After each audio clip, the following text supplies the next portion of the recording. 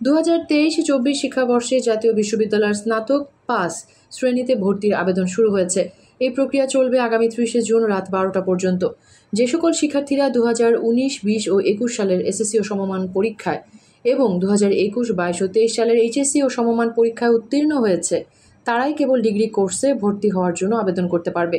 এক্ষেত্রে তাদেরকে চতুর্থ বিষয় সহ এই 2 পাবলিক পরীক্ষায় 2 পয়েন্ট করে থাকতে হবে। এর বাইরে আবেদন করার কোনো সুযোগ পাবে না শিক্ষার্থীরা।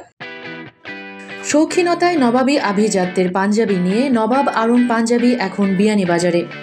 জামান প্লাজা, 2য় তলা, বিয়ানীবাজার। আগ্রহী প্রার্থীকে জাতীয় বিশ্ববিদ্যালয়ের ভর্তি বিষয়ক ওয়েবসাইট থেকে আবেদন ফর্ম পূরণ করে প্রিন্ট করতে হবে।